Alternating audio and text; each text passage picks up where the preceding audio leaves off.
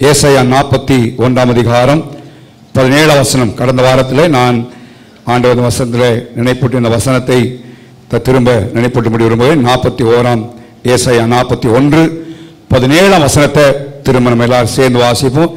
ஏசாயா 41 17 எல்லாம் எடுத்தாச்சா? எல்லாம் திரும்ப எல்லாரும் சேர்ந்து வாசிப்போம். சிறுமையும் எளிமையுமானவர்கள் தண்ணீரை தேடி அது கிடையாமல் அவர்கள் நாவு தாகத்தால் வரும்போது கர்த்தராகிய நான் அவர்களுக்கு செவி கொடுத்து இஸ்ரவேலின் தேவனாகிய நான் அவர்களை கைவிடாதிருப்பேன். ஹல்லேலூயா, ஹல்லேலூயா. வசனம் ரொம்ப ஒரு ஆழமான வசனம், ஒரு ஆசீர்வதிக்கப்பட்ட அருமையான தேவனுடைய வார்த்தை. பல பகுதிகளாக பார்க்கிற ஒரு பகுதியை கடந்த வாரத்தில் உங்களோடு நான் பகிர்ந்து கொள்ளுகிறேன்.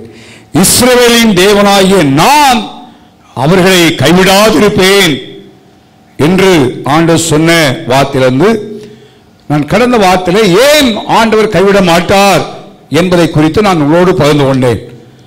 அல்ல, தேவனுடைய தன்மைகள், அவர் இரக்கமுள்ள தேவனாய் இருக்கிறபடினாலே அவர் நம்மை கைவிடுவதில்லை என்றும், தமது நாமத்தின் நிமித்தம் அவர் நம்மை கைவிடுவதில்லை, அவர் மன்னிக்கிறதற்கு தயபெருத்தவர், இரக்கமுள்ளவர், உருக்கமானவர்.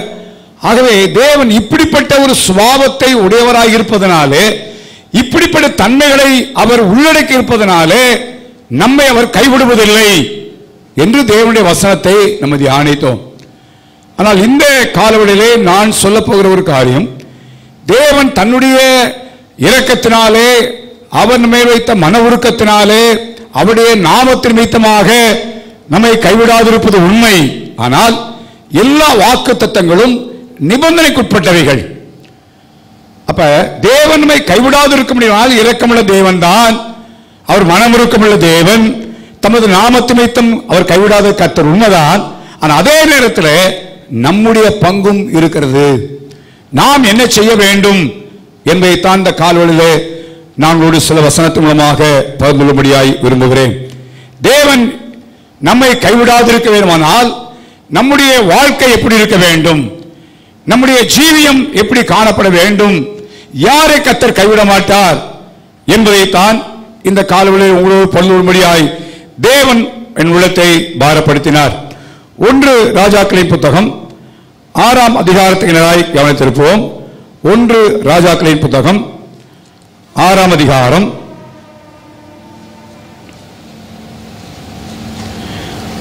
13 வசனத்தை வாசியுங்கள்.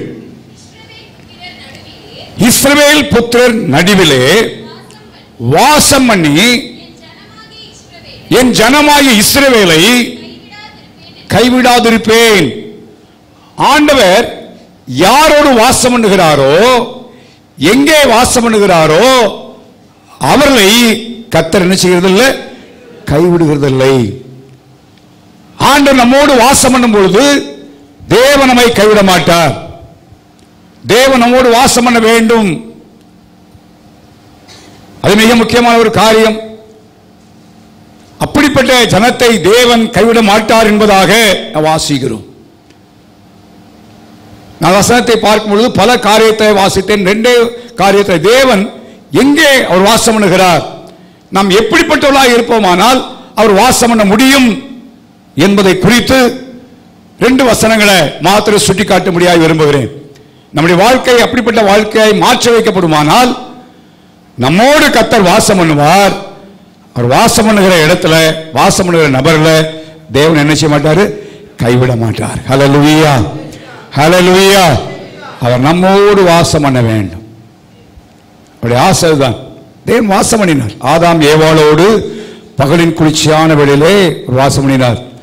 ஏனோக்கோடு நோவோடு இவரெல்லாம் தேவனோடு வாசம் பண்ண பார்க்கிறோம். ஆனால் என்றைக்கு மனிதன் பாவம் செய்தானோ அன்றைக்கு தேவன் வாசம் பண்ணாத ஒரு உண்மை. திரும்பவும் அவர்தான் இஸ்ரவேல் ஜனத்தின் மத்தியிலே வாசம் பண்ண எனக்கு ஒரு பரிசுத்த ஸ்தலத்தை உருவாக்குவார்களாக என்று சொன்னார். அப்ப அதற்கு ஏற்ற ஒரு வாழ்க்கை நமக்கு தேவை. தேவன் வாசம் பண்ண முடியாத ஒரு வாழ்க்கை. எங்கே தேவன் வாசம் பண்ணுகிறாராம்? வாசியுங்கள். ஏசாயாவின் புத்தகம் 57 அதிகாரம் 15 வசனம்.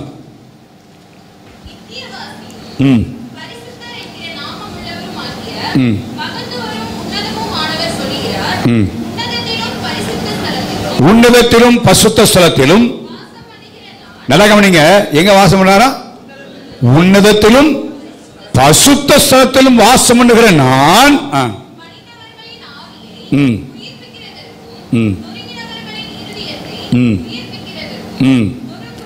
நொறுங்குண்டு பணிந்த ஆவியில் உள்ளவிடத்தில் வாசம் பண்ணுகிறேன். அதை சுருக்கமா சொன்னா, யார் தாழ்மை உள்ளவர்களாய் இருக்கிறார்களோ அவரிடத்திலே வாசம் பண்ணுகிறார். ஆங்கிலத்தில் சொல்ற those who are humble, தாழ்மை உள்ளவர்கள், அவரிடத்தில் தான் தேவன் வாசம் பண்ணுகிறார் என்று எழுதப்பட்டிருக்கிறது. தேவன் வாசம் பண்ணுகிறது தாழ்மை உள்ளவரிடத்தில். அப்ப நம்மிடத்தில் தேவன் வாசம் பண்ண வேண்டுமானால் நம்முடைய வாழ்க்கையிலே தாழ்மையின் சிந்தை தேவை, தாழ்மை தேவை. எனக்கு உங்களுக்கு ஆண்டவர் காட்டி சென்ற பாதை தாழ்மையின் பாதையை காட்டி சென்றார். தாழ்மை பெருமையானவர்கள், நம்மை நாமே தாழ்த்த வேண்டும். இன்னைக்கு பெருமையின் ஆவி, அந்த அந்திகிறிஸ்துவின் ஆவி, அது உலகம் முழுவதும் செல்வதை பார்க்கிறோம். தன்னுடைய ஒவ்வொரு காரியங்களை குறித்தும் பெருமையாய் பேசுகிற, பெருமைப்பட்டுக் கொள்கிற, மேட்டுமை கொள்கிற நிலைமைகள், அது மிக மோசமான நிலைமை. அதனுடைய ஜீவியத்தில் ஆபத்து குடும்பத்தில் வாசித்த அகங்காரிகள் என்று சொல்லி நான் கற்றுக் கொடுத்தேன். அவருக்கு வரக்கூடிய தண்டனை மகாபெரிய தண்டனை என்பதாக எழுதப்படுகிறது. அவை நாட்டிலே நம்முடைய வாழ்க்கையிலே தாழ்மையுள்ளாய் காணப்படுவேன். அவரிடத்தில் தான் உன்னதத்தில் வாசம் பண்ணுகிற தேவனாகிய நான் வாசம் பண்ணேன்னு சொல்கிறார். அவர் வாசம் பண்ண உன்னதத்தில் வாசம் பண்ணுகிறார். சாலமோன் பெரிய ஆலயத்தை கட்டி வைத்து சொன்னான். கைகளால் கட்டப்பட்ட ஆலயத்தில் அவர் என்ன செய்ய மாட்டார் சொல்லப்படுகிறது, வாசம் பண்ணுகிறதில்லை. அப்படிப்பட்ட தேவன், மேலான தேவன் நம்மிலே வாசம் பண்ணுமானால் நம்ம தாழ்மையா இருக்கணும். வேதத்தில் வாசிக்கிறோம், பெருமை உள்ளவர்களுக்கு கர்த்தர் எப்படி இருக்கிறான்னு சொல்லப்படுகிறது, எழுத்து நிற்கிறாராம். எவ்வளவு பயங்கரமான ஒரு வார்த்தை யோசிப்பார். கர்த்தர் எழுத்து வைப்பார். ஆனால் அதே நேரத்தில் நம்முடைய வாழ்க்கையிலே தாழ்மை உள்ளவர்களாக இருப்போமானால் நம்மிடத்தில் தேவன் வாசம் பண்ணுகிறார். கர்த்தர் கைவிட மாட்டேன், பயப்பட வேண்டிய அவசியமே இல்லை. சூழ்நிலைகள் எதுவானாலும், காலங்கள் எப்படி வானாலும், விலைவாசிகள் எவ்வளோ உயர்வானாலும், இன்னும் நம்ம கேட்க போகிற செய்திகள் என்னென்ன செய்திகள், எப்படிப்பட்ட துட்சிகளை கேட்டாலும் நான் பயப்பட வேண்டிய அவசியம் இல்லை. காரணம், என்னிலே ஆண்டவர் வாசம் பண்ணுகிறார், அவர் நான் கைவில்லை. உதாரணத்தை சொன்னால் வாசிக்க நான் நினைவுபடுத்த லூக்கா 18ஆம் அதிகாரத்தில் நீங்கள் திரும்ப வேண்டாம், நான் சொல்ல கவனி. 2 மனிதர்கள் ஜெபிக்கும்படியாய் தேவாலயத்தில் நினைச்சார்கள், போனார்கள். ஒருவன் ஆயக்காரன், இன்னொரு யாரு, பரிசேயன். ஆயக்காரன் எப்படி ஜெபம் பண்ணானா, எப்படி ஜெபம் பண்ணா?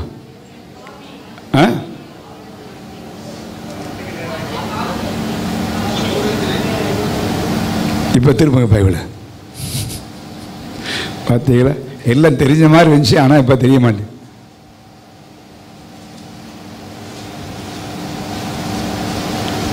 ஆயக்காரன் எங்கன்னா, பரிசேயன் எங்க நின்னா? அப்ப பரிசேயன் எங்க போயிருக்கிறான்? புல்ஃபிட் பக்கத்துல. சரியா? எங்க போய் நிக்கிறான் இப்ப? ஆமா, ஆலயத்துக்குள்ள புல்ஃபிட் பக்கத்துல நிக்கிறான். ஆயக்காரன் இப்ப எங்க நிக்கிறான்? அங்க நிக்கிறான். இவன் ஒரு ஜெபம் பண்றான், ஆயக்காரன் அங்க ஒரு ஜெபம். அவன் ஜெபம் பண்றான், ஒரு தாழ்மையான ஜெபம். இவன் எப்படி ஜெபம் பண்றான்? ஆண்டவரே, வாரத்துல 2 நாள் என்ன செய்றேன், வாசிக்கிறேன், நான் தசமாம் கொடுக்கிறேன், அதை பண்றேன், இதை பண்றேன் எல்லாம். ஆனா ஆயக்காரனுக்கு வானதுக்கு ஏற கூட அவனுக்கு துணிச்சல் இல்லை, ஏழ்மையான. அந்த வசனத்தை பார்த்தீங்கன்னா, வசனத்தில் எழுதப்படுகிறது, ஆண்டவர் 14ஆம் வசனத்தை வாசிங்க. அப்போ என்ன சொல்றாரு? அவன் அல்ல. இப்ப இவன் நினைச்சது எங்க ஆண்டவர் இருக்கிறாரு? புல்பிட் பக்கத்துல. இப்ப ஆண்டவர் எங்க போயிட்டாரு? அங்க போயிட்டாரு. அங்க போய் சொல்றாரு, என்ன சொல்றாரு? அவன் அல்லப்பா. யாரு? அப்ப என்ன அர்த்தம்னா, தாழ்மை உள்ள இடத்துல தான் தேவன் நினைச்சாருங்க வாசம் பண்ணுகிறார். நம்முடைய வாழ்க்கையில தாழ்மையின் சிந்தையை நம்ம அணிந்து கொள்ளும். கர்த்தர் எவ்வளோ ஆசீர்வதிக்கட்டும், எவ்வளோ மேன்மைப்படுத்தட்டும், எவ்வளோ சொத்துக்கள் சேரட்டும், எவ்வளவு நம்மை பயன்படுத்தட்டும், எல்லாம் உண்மை இருக்கலாம். ஆனால் தாழ்மையின் சிந்தை உடையவர்களாக நம்முடைய வாழ்க்கையில காணப்பட வேண்டும். அது மிக முக்கியமான ஒரு காரியம். 2வதாக தெரியும், 132ஆம் சங்கீதம் 4ஆம் வசனத்தில் 14ஆம் வசனத்தில் ஆண்டவர் சொன்ன வார்த்தை வாசிங்க. அப்போ 132:14. இது என்னென்றைக்கும் நான் தங்குமிடம். நான் இதை விரும்பினபடியினால் என்ன செய்ய, எங்க வாசம் பண்ணுவேன்? ஏன் சீயோனை தெரிந்து கொண்டு சொல்லுகிறார்? சீயோன்ல துதி இருக்கிற இடம், துதி இருக்கிற இடத்துல தான் ஆண்டவர் என்ன பண்ணுகிறாரு? வாசம் பண்ணுகிறார். சகரியாவின் புத்தகம் 2ஆம் அதிகாரம் 10ஆம் வசனத்துல, சீயோன் குமாரத்தியே கெம்பீரித்து பாடு, இதோ நான் உன் நடுவில் வந்து என்ன செய்வேன்? வாசம் பண்ணுவேன். அப்ப ஆண்டவர் நம்மை கைவிடாது இருக்கணும்னு சொன்னால் தேவன் நம்மோடு வாசம் பண்ண வேண்டும். தேவன் நம்மோடு கூட வாசம் பண்ண வேண்டுமானால் நம்முடைய வாழ்க்கை எதனால் நிரம்பி இருக்க வேண்டும்? சத்தமா சொல்லுங்க, துதியினால் நிரம்பி இருக்கணும். சர்ச்சில் மாத்திரம் பாடுறது இல்லை, உங்களுடைய வீடுகளில், நீங்க இருக்கிற இடத்துல, போகும்பொழுது வரும்பொழுது, எல்லா இடங்களிலேயும் உங்களுடைய நாவு துதியினால் என்ன செய்யணும்? நிறைந்திருக்க வேண்டும், நிறைந்திருக்க வேண்டும். அதனால தான் அந்த நாட்களை எந்த காலத்திலும் எப்பொழுதும் கர்த்தரை நான் என்ன செய்வேன்? பாடுவேன். சங்கீதக்காரன் சொன்னான், அவனுடைய வாயில துதி இருந்தது, எப்பொழுதும் துதி இருந்ததுன்னு சொன்னான். அதனால ஆண்டவர் கைவிட்டாரா? இல்லை. தாவீதுடைய சூழ்நிலை எடுத்து பாருங்க, எத்தனையோ சூழ்நிலைகள் சவுலனை கொல்லும்படியாக வழிபார்க்கிறான், எனக்கு மரணத்திற்கு ஒரு அடிதான் தூரம் அப்படின்னு நிலைமையில தாவீது வாழ்கிறான். ஆனா அவன் தேவனுடைய துதியினால நிரப்பப்பட்டவன். எந்த சூழ்நிலையிலும், எல்லா சந்தர்ப்பத்திலும் தேவனை துதிக்கிறான், தேவனை துதிக்கிறான், தேவனை துதிக்கிறான். அதனால கர்த்தர் கைவிட்டாரா? இல்லை, கைவிடவே இல்லை. ஹல்லேலூயா. கோலியாத் முன்னால் நிற்கும்போது கைவிடல. சவுல் தன்னை கொன்று போட வேண்டும் என்று நினைத்த வழியிலும் கைவிடல. சொந்த குமாரனாய் அப்சலோம் அவனுக்கு உரமாய் எழுப்பின வழியிலும் கர்த்தர் தாவீதை கைவிடவில்லை. ஹல்லேலூயா. அவே இந்த பிரசங்கம் பெரியவர்கள் மாத்திர வாலிப பிள்ளைகள் சேர்த்தான், பிள்ளைகள் எல்லாரும் சேர்த்தான் பிரசங்கம். சில நேரத்தில் பிள்ளைங்க என்ன நினைக்கிறாங்கன்னா, பெரியவங்க தான் பிரசங்கம் பண்ணாங்க, நமக்கு இல்லைன்னு நினைக்கிறாங்க. நீங்கள் உங்களுடைய வாழ்க்கையை துதினால் நிரப்ப நல்லா வாயை திறந்து ஆண்டவர் ஸ்தோத்திரம் பண்ணீங்கன்னா உங்கள் வாழ்க்கையில் கர்த்தர் உங்களை என்ன செய்ய மாட்டார்? கைவிட மாட்டார். அதனால குடும்ப ஜெபம் பண்ணணும், பாட்டு பாடணும், ஆண்டவர் ஸ்தோத்திரம் பண்ண சொல்கிறது. அதுதான் நம்முடைய பிள்ளைகளுக்கு சேர்த்து வைக்கிற சொத்துக்கள் அல்ல, எல்லாம் ஒன்றா கைவிட்டுவிடும். பிள்ளைகளை கர்த்தருக்குரிய வழியில் நடத்தும் பொழுது தேவனை துதிக்கிற துதியினால் நம்ம நிறைந்திருப்போமானால் ஆண்டவர் கைவிட மாட்டார், கைவிட மாட்டார். பவுலுசெல்லாம் புதிய ஏற்பாடு தெரியும், சிறைச்சாலை அடிக்கப்பட்டு நொறுக்கப்பட்ட நிலைமையில காணப்பட்டார்கள். ஒருவேளை கைவிடப்பட்ட சூழ்நிலை போல இருக்கலாம், ஆனால் கர்த்தர் கைவிடவில்லை, அவளை தலை நிமிர்ந்து இருக்கும்படியாக கர்த்தர் செய்தார். ஹல்லேலூயா. அவை தேவன் நமக்கு வைத்திருக்கிற வழிமுறைகளை பின்பற்றுவோம். இஸ்ரவேலின் தேவனாகிய நான் நம்மை கைவிடாதபடி இருக்க வேண்டும் சொன்னால் நம்முடைய ஜீவியத்தில் நம்ம ஆண்டவரை துதிக்கிற துதி எப்பொழுதும் நம்முடைய வாயில்கள், ஆண்டவர் துதிக்கிற துதியர்கள். சர்ச்சில் கூடி வரும்பொழுது நல்ல சத்தத்தை ஏற்றி பாட வேண்டும், ஆண்டவரை பாட வேண்டும். வீடுகளில் பாட வேண்டும், சும்மா இருக்கும் பொழுது கர்த்தரை பாட வேண்டும். நம்முடைய வாயில ஸ்தோத்திரங்களும் துதிகளும் ஏற்று கொண்டிருக்குமானால் நம்முடைய துதியினால இருக்கும் பொழுது தேவன் நம்முடையே வாசம் பண்ணி கொண்டிருப்பார். ஹல்லேலூயா. வாரும் ஆண்டவரே கூப்பிட வேண்டிய அவசியமே இல்லை. அவங்களுக்கு ஆண்டவர் துதிக்கிற துதி எங்கே இருக்கோ அங்கே என்ன செய்வார்? அவர் இருக்கிறார் என்று எழுதப்பட்டுக்கிறது. துதிச்சாலும் இங்கே வந்துடுவார். அதனால தான் பவுலுசெல்லாம் துதித்தார்கள், அங்கே தேவன் வந்துட்டார். துதி எங்கே இருக்கிறதோ அங்கே வருகிறார், வாசம் பண்ணுகிறார். அதான் சொல்ல, சீயோனை தெரிந்து கொண்டு இது என்றென்றைக்கு நான் விரும்பலாம், இதை நான் விரும்பினபடியால் இங்கே தான் என்ன செய்வேன்? வாசம் பண்ண. அப்படின்னா நான் இன்னொன்று கழுத்தை பிடிச்சி தள்ளினாலும் நினைச்ச மாட்டேன், போக மாட்டேன் அப்படின்ற மாதிரி அந்த வசனத்துடைய பின்னணி இருக்குது. அவருடைய வீடு துதியினால் நிரம்பட்டும். கர்த்தர் கைவிட மாட்டார், குடும்பத்தை கைவிட மாட்டார்.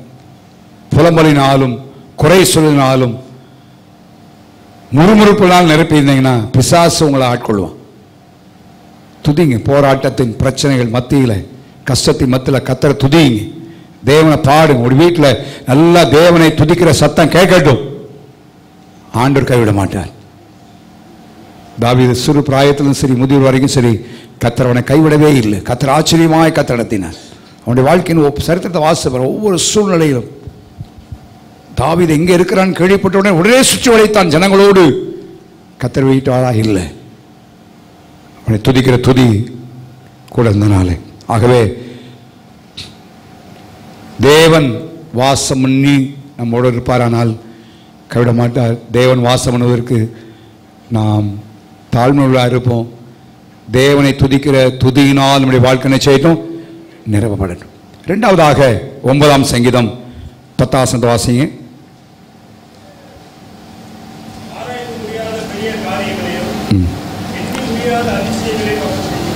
சங்கீதம் 9:10. கர்த்தாவே உம்மை தேடுகிறவர்களை யாரை கைவிட மாட்டாரா? சத்தமா சொல்லுங்க. ஆண்டவரை தேடுகிறவர்களை கர்த்தர் செய்யவில்லை, கைவிடவில்லை, விடுகிறதில்லை. ஆண்டவரை தேட வேண்டும். இந்த கடைசி நாட்களில் பல காரியங்கள் முக்கியத்துவப்படுத்தப்படுகிற காலங்கள், பக்கவாட்டில் திசை திருப்பக்கூடிய பல காரியங்கள் இருக்கு. தேவனை தேடுங்கள். வேலையின் மத்தியிலும், உடைய தொழிலின் மத்தியிலும், படிப்பின் மத்தியிலும், எல்லாவற்றின் மத்தியிலும் கர்த்தரை தேடல். அதனால ஆண்டவர் சொன்னார் மத்தேயு 6:33 முதலாவது தேவனுடைய ராஜ்யத்தையும் அப்படி நீதி என்ன செய்யுங்க, தேடுங்க. நேரம் கிடைச்சா தேடுறது இல்லை, நேரம் கிடைச்சா பைபிள் வாசிக்கிறது இல்லை, நேரம் கிடைத்தா ஜெபிக்கிறது இல்லை. முதல்ல பிரையாரிட்டி தேவனுக்கு கொடுக்க வேண்டும். ஃபர்ஸ்ட் பிரையாரிட்டி கர்த்தர் தான். ஆண்டவரை தேடின பிறகுதான் மற்ற காரியம். வாலிபுரை சொல்லி கர்த்தரை தேடி பாருங்க, உங்களுடைய படிப்பின் காரியம் மற்ற கர்த்தர் கைவிட மாட்டார். ஆண்டவரை தேடன். பெற்றோரை குறை சொல்றதில்லை, மற்றவங்களை குறை சொல்றதில்லை, சூழ்நிலையை குறை சொல்றதில்லை, தேவனை தேடவே. ஏதோ ஞாயிற்றுக்கிழமை ஆராதனைக்கு வந்துட்டு போறதோட சரி, அதோட முடிஞ்சு அப்படி இல்லை. ஏதோ கடமைக்கு ஒரு அதிகாரத்தை வாசித்தேன் அதோட அல்ல. 119 சங்கீதம் 10 வாசிங்க.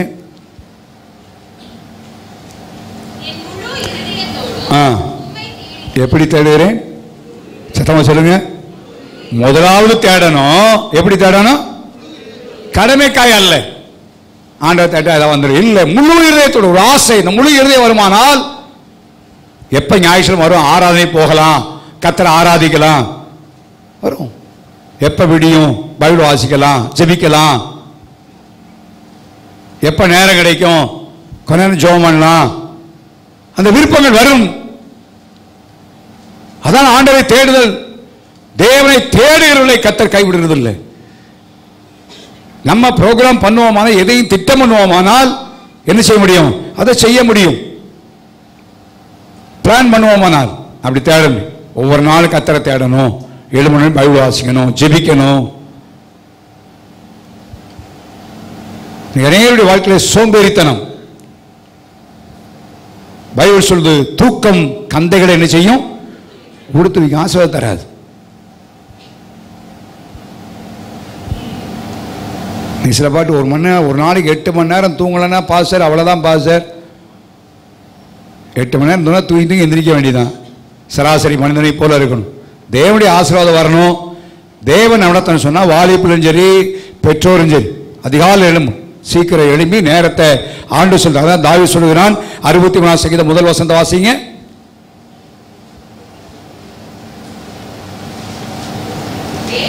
தேவனே நீருடைய தேவன். எப்ப தேடுகிறேன்? நீ சிலருக்கு அதிகாலை எத்தனை மணி தெரியுமா? 8 மணி தான் சிலருக்கு அதிகாலை. சில வீட்டில் 7 மணி வரைக்கும் அதிகாலை, கதவு திறக்காது.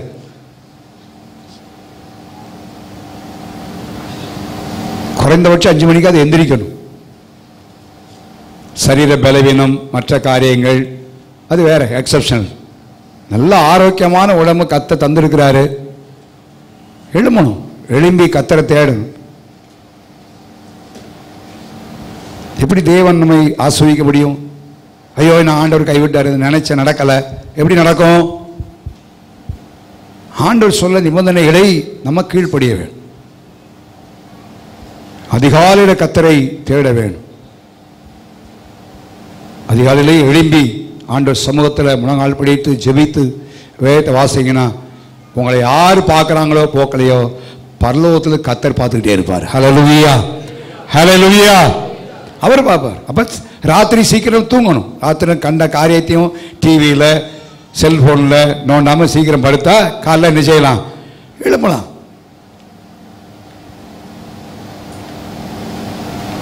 ஆண்டவரை தேடணும். வாழை பிள்ளைங்க அதிகாலையில் எழும்புவேன், கர்த்தரை தேடுவேன். உங்கள் வாழ்க்கையை ஆசிரியக்கணும், உங்கள் வாழ்க்கையில் ஆண்டவர் கைவிடாமல் நடத்தணும் சொன்னா there is no other shortcut. குறுக்கு வழி இல்லை, குறுக்கு வழி கிடையாது.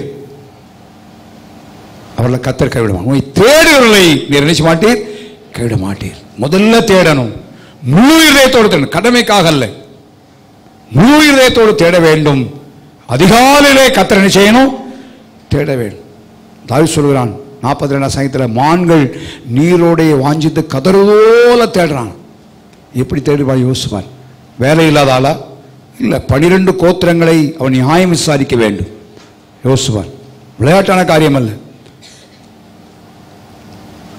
தேசத்தின் முழு காரியத்தையும் அவன் விசாரித்து ஆலோசி அதன் மத்தியிலே அவன் கர்த்தரை தேடினான். அதனால தான் தேவன் அவனை ஆசீர்வதித்தார், உயர்த்தினார், மேன்மைப்படுத்தினார்.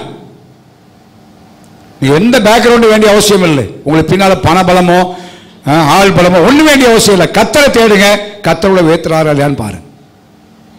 ஆண்டவர் உயர்த்தவர், எந்த சூழ்நிலை ஆண்டவர் உயர்த்த முடியும். தாவீதுக்கு என்ன பேக்ரவுண்ட் இருந்துச்சு? தகப்பனே அவனை தள்ளிவிட்ட பேக்ரவுண்ட் தான் இருந்துச்சு, ஆடு மேய்க்கிறது தான். ஆனால் கர்த்தருடைய அரசனாக்கலையே, தேவனை உயர்த்தவில்லையா? யோசிச்சு பாருங்க. பொருளாதாரத்தில் கர்த்தர் எவ்வளவு சவரித்து வைத்தார். சாலமோன் தேவனுடைய ஆலயத்தை கட்டுவதற்கு பொன் வெள்ளி போன்றவற்றை எவ்வளவுக்கு அதிகமாக சவரித்து வைத்தான். அதே ஆண்டவர் தான் அன்னைக்கு இருக்கிறார். அவே இந்த நாட்களில் நம்முடைய வாழ்க்கையை ஒழுங்குபடுத்தணும். இரவு 8 மணிக்கு படுக்கணும், காலையில் சீக்கிரம் எந்திரிக்கணும். ஒழுங்குபடுத்தி கர்த்தரத்தை வீணான காரியங்களுக்கு நேரத்தை நீங்கள் செலவழிப்பாங்கன்னா ஒன்றுக்கும் பிரயோஜனமற்றவைகள். ராத்திரி முழுசும் நீங்கள் டிவியை பார்த்து உட்காந்தீங்கன்னா அதனால் என்ன நடக்க போகுது? நாளைக்கு காலையில் சாப்பாடு வந்து பிளேட்டில் உட்காந்துருமா? உட்கார போகிறதில்லை. வேலை வாய்ப்பு அடிக்க போதா? இல்லை. மாறா கர்த்தரை தேடுங்க, கர்த்தர் பார்ப்பார், கர்த்தர் காரியத்தை செய்வார். ஹல்லேலூயா. அவரை கைவிட மாட்டான், ஆண்டவர் நடத்துவார்.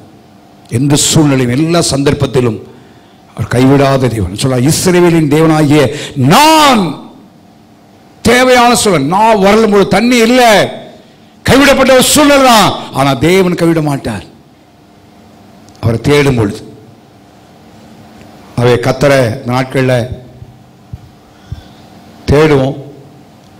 சில தினம் தேடாமையாக இருக்கோம். நாங்கள் தேடுங்க, எப்படி தேடுறோம்? அதான் மிக முக்கியம். உள்ளத்தின் ஆழத்திலிருந்து சங்கீதக்காரன் சொல்ல பார்த்தீங்கன்னா, அவரை தேடும்படி குறிப்பிட்ட ஜாமங்களுக்கு முன்பாக கண் என்ன செய்யுதான்? அப்படியே ஒழுத்துக்கள் தான் திறந்துடுது. நம்ம கண்ணு மூடுது. சர்ச்சுக்கு வந்தாலும் ஜபத்திலையும் கண்ணு மூடுது, பிரசங்கம் கேட்கும் போது கண்ணு மூடுது. அவனுக்கு அப்படி இல்லை. ஏன்னா அந்த ஆசை, வாஞ்சை, தாகம், விருப்பம் உள்ளத்தில் இருக்குமானால் எப்படி தூக்கம் வரை யோசிச்சு பாருங்க. வராது. விழிக்க தூணும் எப்படா. சரி சொன்னாங்க, சின்ன பிள்ளைகள் டூர் போகும்போது காலைல 5 மணிக்கு வந்தால் விடிய தூங்க மாட்டான். ஏன்னா எப்போ விடியும்? காலைல டூர் போகலாம் வாஞ்ச. அப்போ அந்த ஆசை இருக்குமானா அதிகாலை எந்த நேரமானாலும் காலையில் முழிப்பதற்கான கிருபையை கத்தரிச்சு வராங்க தருவார்.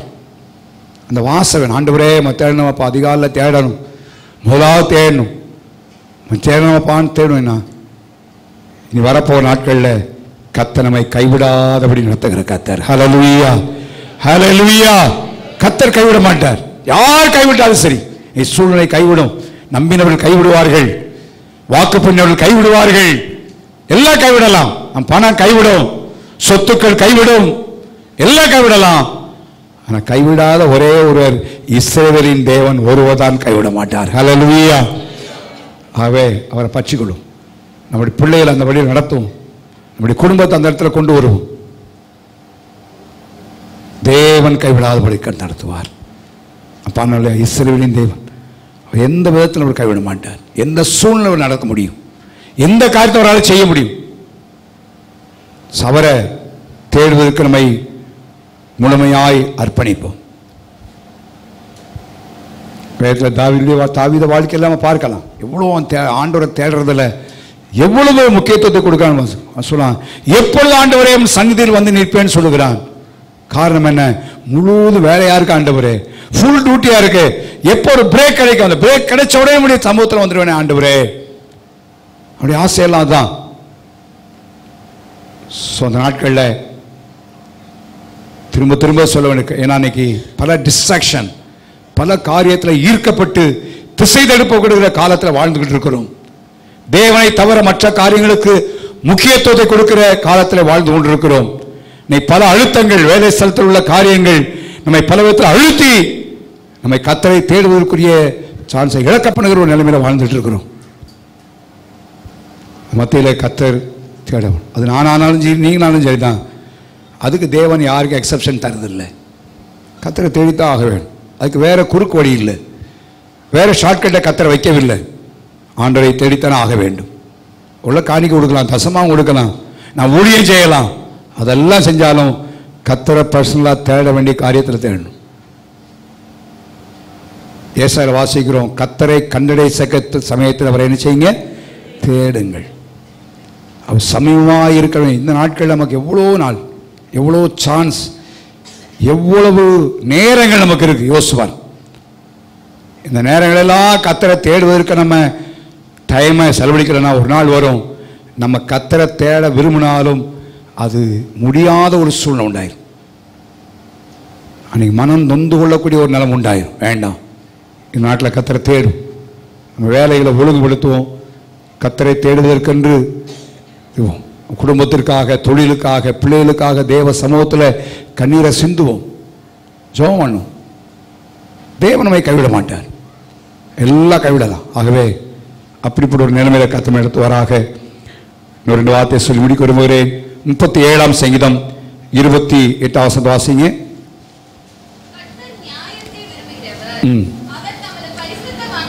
தம்முடைய பரிசுத்தவான்களை அவர் நினைச்ச மாட்டாரா, கைவிடுவதில்லை. பரிசுத்தவான்களை கைவிடுவதில்லை. லேவியராகமத்தின் புத்தகம் 20ஆம் அதிகாரம் 26ஆம் வசனத்தில் ஆண்டவர் சொன்னார், வாசிங்க. லேவியராகமம் 20:26. கர்த்தராகிய நான் பரிசுத்தராய் இருக்கிறபடியினாலே நீங்களும் எனக்கேற்ற. அப்ப ஆண்டவர் நம்மை கைவிடாதபடி இருக்குன்னு சொன்னால் ஒரு பரிசுத்தமாக்கப்பட்டவர்களை வெளிப்படுத்த விசேஷ வாசிகள பரிசுத்தம் உள்ளவன் இன்னும் அதில் ஒரு ஸ்டாண்டர்டான ஒரு நிலைமையில் அல்ல, ஒரு நிலைமை அடைஞ்சிடும் இல்லை. ஒவ்வொரு நாளும் நம்ம பரிசுத்தத்தை மேலே பரிசுத்தத்தை அடைய வேண்டும். 1 பேர் 1ஆம் அதிகாரம் 15-16 வசனம் வாசிங்க. 1 பேர் 1ஆம் அதிகாரம் 15-16. உங்களை அழைத்தவர் பரிசுத்தராயிருக்கிறது போல நீங்களும் உங்கள் நடக்கைகள் எல்லாவற்றிலேயும் எப்படி இருங்க. நம்முடைய வாழ்க்கையில் ஆண்டவருடைய கேட்கணும். ஒவ்வொரு நாளும் இந்த நாட்கள் நம்ம தேவ சமூகத்தில் கெஞ்ச வேண்டிய, கேட்க வேண்டிய, நாட வேண்டிய காரியம் பரிசுத்தமாய் நம்ம வாழ வேண்டும். தேவன் எதிர்பார்க்கிற அந்த பரிசுத்தம் நம்முடைய வாழ்க்கையில காணப்படும். நம்முடைய வாழ்க்கையில் இருக்கிற அசுத்தங்கள், தீட்டான காரியங்கள், நம்முடைய வாழ்க்கையில் பாவமான காரியங்கள் எல்லாவற்றையும் நம்மை சுத்திகரித்து கொண்டு ஒவ்வொரு நாளும் நாம் பரிசுத்தத்துக்குள்ளே போய் வேண்டும்.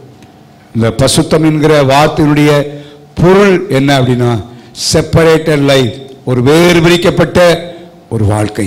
உலகத்திலிருந்தும், உலக மனிதனிடத்திலிருந்தும், பாரம்பரியத்திலிருந்தும் ஒரு வேறு பிரிக்கப்பட்ட ஒரு வாழ்க்கை நம்ம செய்ய வேண்டும். அதான் பரிசுத்தமான ஒரு வாழ்க்கை. ஸோ அந்த நாட்களில் அப்படிப்பட்ட ஒரு பரிசுத்தமாக்கப்பட்ட ஒரு வாழ்க்கை உலகத்தோடு ஒத்து போகிற ஒரு நிலைமை அல்ல, உலகத்தோடு இணைந்திருக்கிற ஒரு வாழ்க்கை அல்ல, ஒரு வேறு பிரிக்கப்பட்ட வாழ்க்கை. தேவனுக்காக, நான் தேவனுக்காய் வாழ்கிறேன், தேவனுக்காக இவையெல்லாம் எனக்கு தேவையில்லை என்று சொல்லி நம்மை வேறுபடுத்திக் கொள்கிற வாழ்க்கை. தானியேலுடைய வாழ்க்கையை நாம் பார்க்கிறோம். பாபிலோன் தேசத்தில் எல்லா வாலிபரை போல இல்லாதபடி தன்னை வேறுபடுத்திக் கொண்ட ஒரு வாழ்க்கையை பார்க்கிறோம். கர்த்தர் கைவிடலை. ராஜாவுக்கு சொப்பனம் அர்த்தம் சொல்ல ஒத்தன எல்லாத்தையும் தானியேலை அவன் கூப்பிட்டு கேட்கல, மற்றவங்களாம் தெரியும், எல்லாத்தையும் கொள்ள வழி பார்த்தான். அதில் தானியேலையும் தேனாங்கண்ணா சார். அப்போ தான் தானியேல் என்ன விஷயம், என்ன காரியம் இல்லை, அவன் ஜெபித்தான். ஆண்டவர் வெளிப்படுத்தான். யோசிப்பான், ஆண்டவர் கைவிடவில்லை.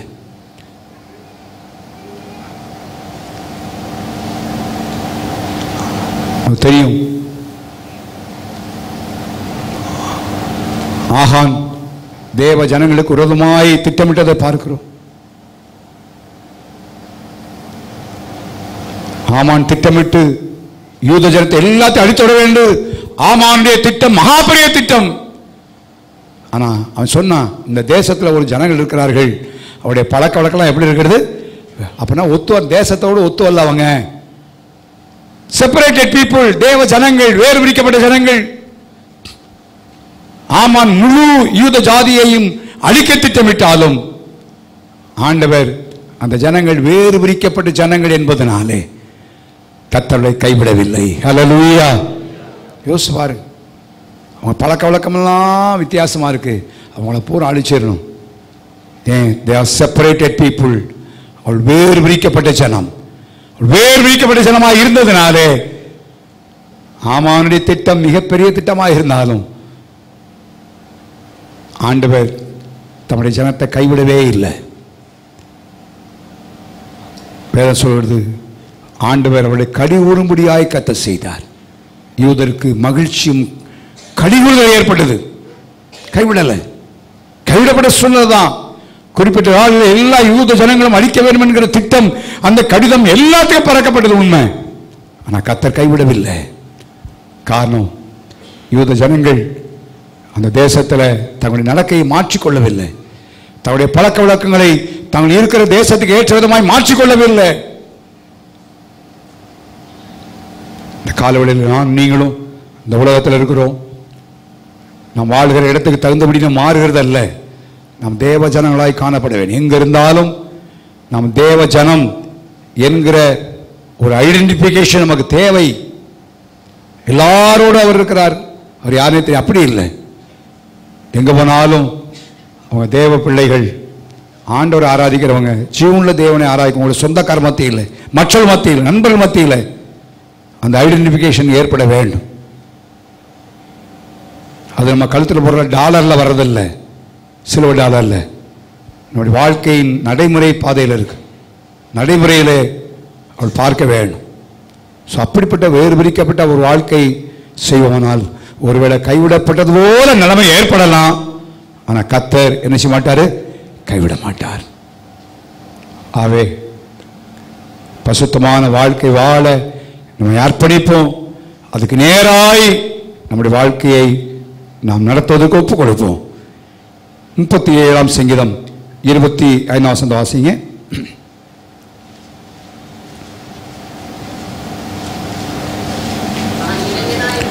நான் இளைஞனாயிருந்தேன், முதிர் வயதும் உள்ளவனுமானேன், ஆனால் நீதிமான் எதன் செய்யப்பட கைவிடப்பட்டதையும் அவன் சந்ததி அப்பத்துக்காக இறந்து தெரியும்.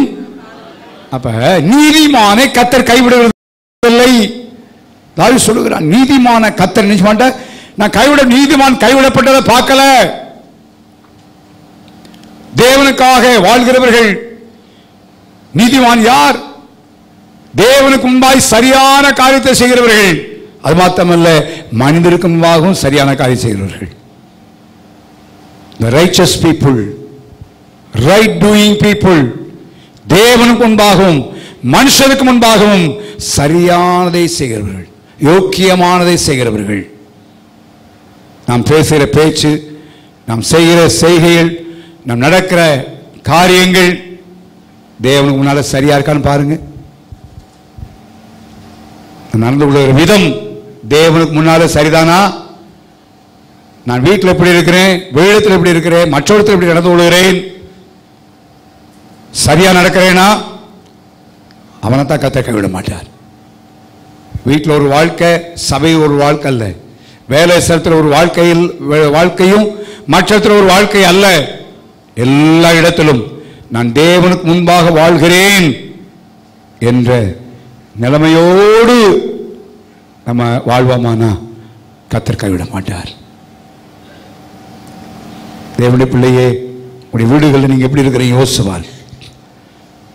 சரியா இருக்கிறீங்களா? வீட்டில் உங்களுடைய குடும்பத்தின் வாழ்க்கை, குடும்ப ஜீவியம் எப்படி இருக்கிறது? பிள்ளைகளை உங்கள் வீட்டில் எப்படி நடந்து கொள்கிறீர்கள்? மிக முக்கியம்.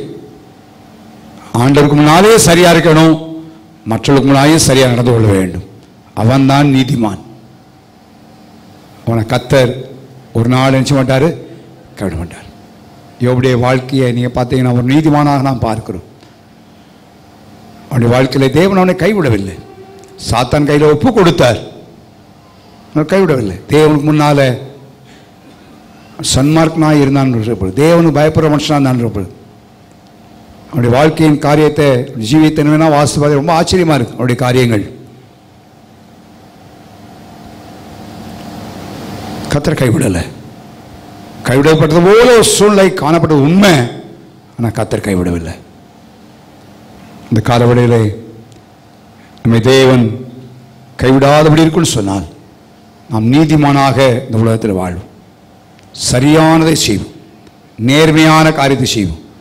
மனுஷருக்கு முன்னாலும் சரி, தேவனுக்கு முன்னாக தேவனை பார்க்கிறார் என்கிற எண்ணத்தோடு நம்ம காரியங்களை நடப்பிக்க வேண்டும். அப்படின்னா சரியாக நடப்பிப்போம்.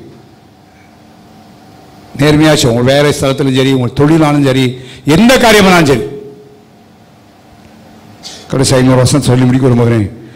ஏசாயா 42ஆம் அதிகாரத்தில் வாசிப்பேன். ஆண்டவர் சொல்ல ஒரு வார்த்தை 42:16.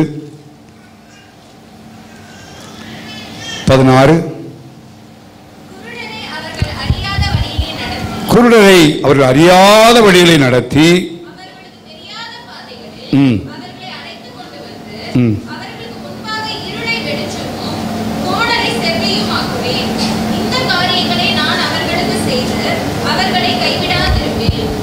அவர்களை கைவிடாதிருப்பேன். யார? குருடர்களை. அப்படின்னா என்ன காரியம்? நம்முடைய வாழ்க்கையில் ஆண்டவரே நான் என்ன செய்யணும்னு தெரியலை, எதை நான் தெரிந்து கொள்ளணும்னு தெரியலை, எந்த பக்கம் போகிறதுன்னு எனக்கு தெரியல ஆண்டவரே என்று ஒரு குருடனை போல அறியாத நிலைமையில் நாம் தேவனை நோக்கி பார்ப்போமானால் கர்த்தர் கைவிட மாட்டார். ஹல்லேலூயா. நம்ம எல்லாம் தெரிஞ்சது போல நம்ம இருப்போமானா ஆண்டவனுக்கு உதவி செய்ய முடியாது. வாழ்க்கையின் பல நேரங்களில் குறுக்கு பாதைகள் ஏற்படுகிறது. வழி சந்தியிலே எந்த பக்கம் போகிறோம், அந்த பக்கமா இந்த பக்கமான்னு சொல்லி அறியாத நம்ம, எதை எடுப்பது எதை விடுவதுன்னு தெரியாத நம்ம, அப்படிப்பட்ட சூழ்நிலையிலே நாம் கர்த்தரை நோக்கி நாம் பார்க்கும் பொழுது ஆண்டவர் நம்மை அறியாத வழியிலே கர்த்தர் நம்மை நடத்தி ஆண்டவர் நிச்சயம் நம்ம கைவிட மாட்டார். நமக்கு எல்லாம் தெரிஞ்சது மாதிரி நம்ம இருந்தோம்னா சில ஆண்டவருக்கே ஆலோசனை சொல்லுது. ஆண்டவரே நீங்கள் அப்படி செய்யுங்க, இதை பாருங்கள், அங்கே போங்க, இங்கே வாங்க, ஆண்டவருக்கு ஆலோசனை சொல்லுது. நம்முடைய வாழ்க்கையில் சொல்ல ஆண்டவரே எனக்கு ஒன்றும் இல்லைப்பா, நீங்கள் தான். நீங்கள் யோசனை சொன்னால் பார்த்தீங்களா, நாங்கள் செய்ய வேண்டியது என்னதுன்னு எங்களுக்கு என்ன செய்யலை தெரியல. அதான் குருடு, தெரியல ஆண்டவரே, அதனால உன்னை நோக்கி பார்க்கிறேன். தெரியாமல் இல்லையா இருக்கு. ஏராளமான அவனுக்கு ராணுவம், ஏராளமான ராணுவம் இருந்துச்சு. முன்னதிகாரத்தை வாசிங்கன்னா ஏகப்பட்ட பேர் இருக்கிறாங்க, பல லட்சம் பேர் இருந்தாங்க. ஆனால் அவனுக்கு ஒன்று தெரியும், ஆண்டவரெல்லாம் ஒன்றும் செய்ய முடியாது, என்ன செய்யணும்னு தெரியாது. சரி ட்ரை பண்ணி பார்ப்பான்னு சொல்லி பார்க்கல. இல்லை ஆண்டவரே எங்களுக்கு என்ன செய்ய வேண்டும் என்று எங்களுக்கு என்ன செய்யலை தெரியலப்பா, தெரியல ஆண்டவரே. அப்படிப்பட்ட ஒரு நிலைமையில நம்முடைய வாழ்க்கையில் சில குறுக்கு பாதைகள் ஏற்படும் பொழுது நாம் எதை தீர்மானிக்க வேண்டும் என்று அறியாத ஒரு நிலைமையிலே குருடனை போல காணப்படும் பொழுது நாம் கர்த்தரை நோக்கி நாம் பார்ப்போமானால் நம்ம முயற்சி எடுத்து நாம் செய்யலாம். அதை ட்ரை பண்ணி இதை ட்ரை பண்ணி அங்கே பார்ப்போம், இங்கே பார்ப்போம், இதை பார்ப்போம், அதை பார்ப்போம், அவர்கிட்ட கேட்போம், இவர்கிட்ட கேட்போம். இல்லை, தேவனை நோக்கி ஆண்டவரே எனக்கு ஒன்றும் தெரியல, என்ன செய்ய தெரியல ஆண்டவரே, எந்த தீர்மானம் தெரியல, ஆண்டவர் நோக்கி பார்ப்போமானால் ஆண்டவனுக்கு செய்ய வேண்டிய காரணத்தை செய்து நம்மை கைவிடாது இருப்பார். ஹல்லேலூயா, ஹல்லேலூயா. ஆண்டவர் கைவிட மாட்டார். அந்த வசனத்தை கைவிடாத அந்த வார்த்தையை சொன்ன சில வகையில் கடைசியாக ஒரு வார்த்தை சொல்லி முடிக்க விரும்புகிறேன். ஆண்டவர் தாவீது சாலமோனு சொன்ன ஒரு வார்த்தையை ஆண்டவர் கைவிட மாட்டார். இப்போ இல்லை, டெம்பரவரியாக இல்லை, நிரந்தரமாய் கர்த்தர் கைவிட மாட்டார். ஹல்லேலூயா. 1 புத்தகம் 28ஆம் அதிகாரம் 20 வாசிங்க.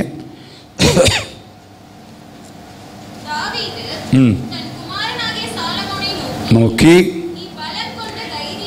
நீ பலன் கொண்டு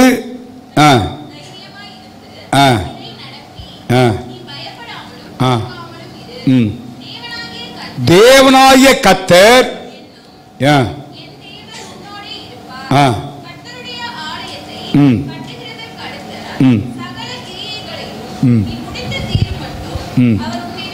முடித்து தீர் மட்டும் மாட்டார்.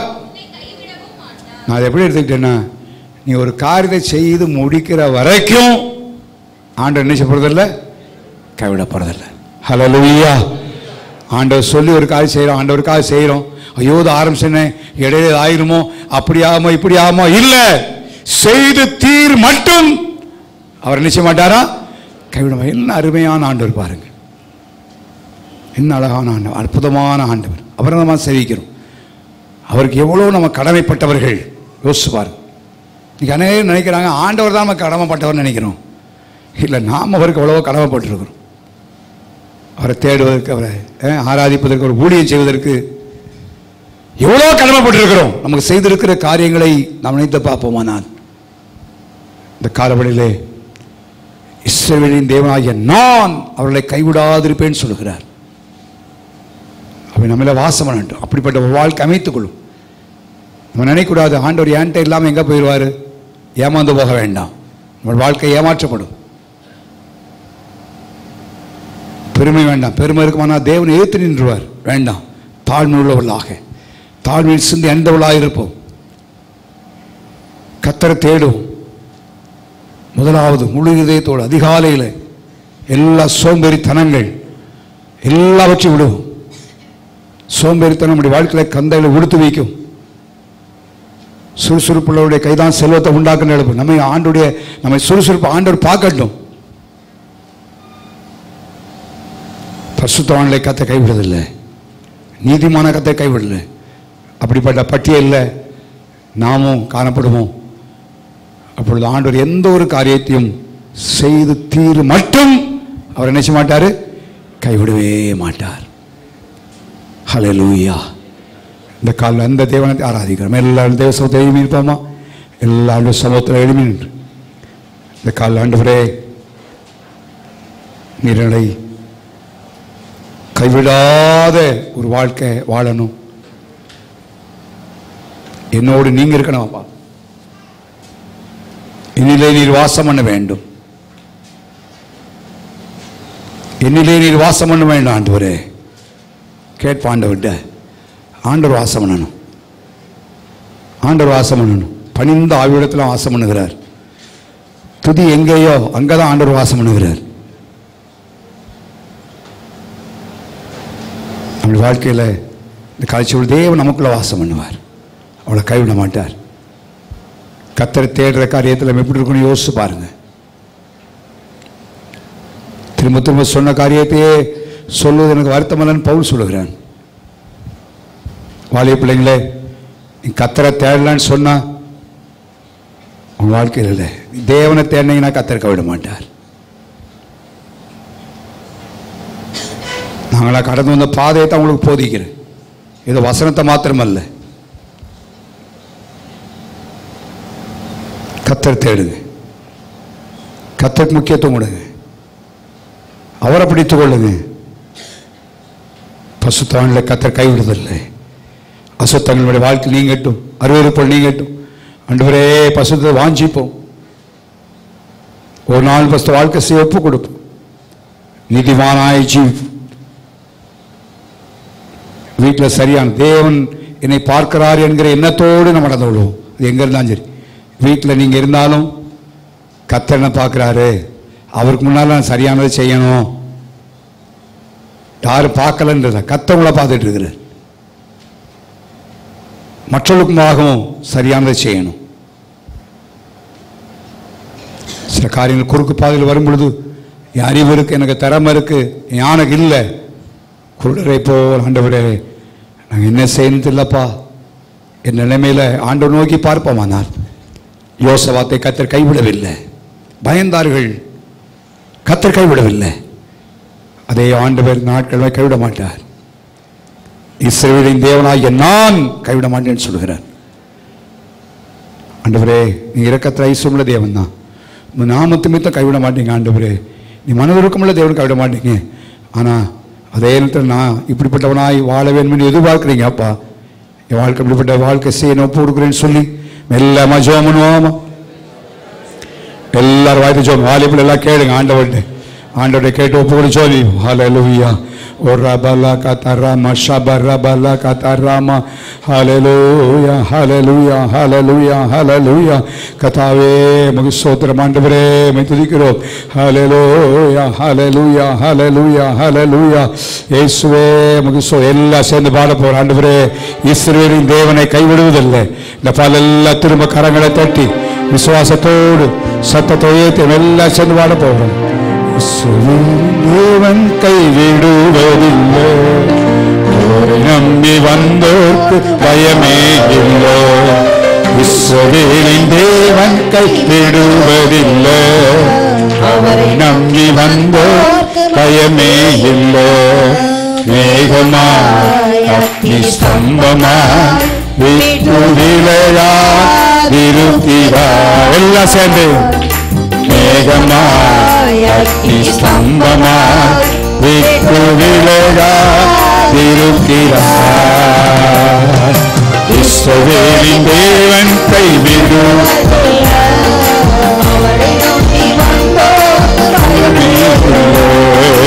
இஸ்ரவேலின்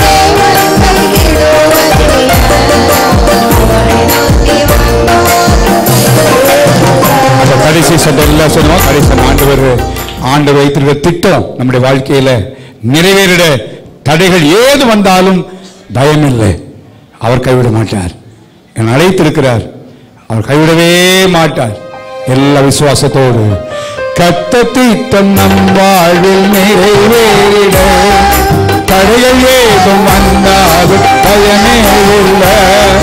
கர்த்தர் திட்டம் நம் வாழ்வில் நிறைவேறிட தடைகள் ஏதும் வந்தாலும் பயமே இல்லை. தேவன்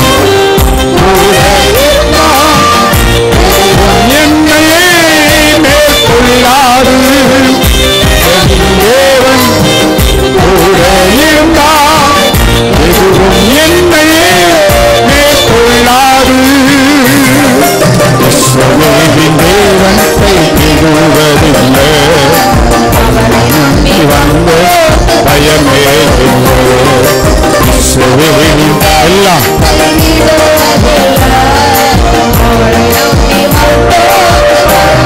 நீங்க மாதிரி பாருங்க. கர்த்தர் திட்டம் நம் வாழ்வில் நீங்க மாதிரி பாருங்க. எல்லாம் சேர்த்து நீங்க மாதிரி பாருங்க.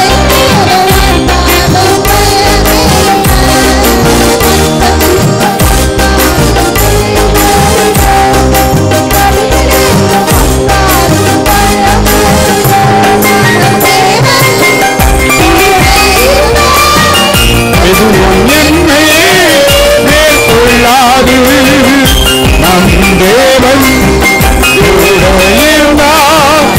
எதுவும் என்னையே மேற்கொள்ளாது. இஸ்ரவேலின் தேவன் கைவிடு. தேவன் எப்படியே கைவிட மாட்டார். இஸ்ரவேலின் தேவன் கைவிடு.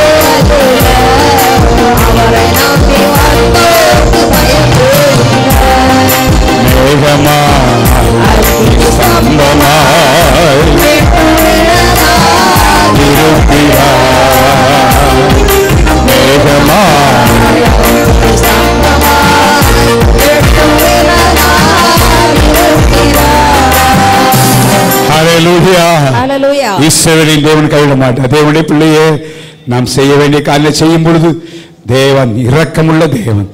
தமது நாமத்தின் நிமித்தம் அவர் மனமுறுக்கிற தேவனா இருக்கிறதுனால காரியங்களை செய்து தீர் மட்டும் முடிவு மட்டும் அவனை கைவிட போறதே இல்லை. எவ்வளோ நல்ல ஆண்டவரை ஆராதிக்கிறோம். அப்பேற்பட்ட ஆண்டவர் எனக்காக உங்களுக்காக கல்வாரி சிலுவையில் மரித்தார் நினைவும்படி நாம் கர்த்தருடைய பந்திலே பங்கு வர போறோம்.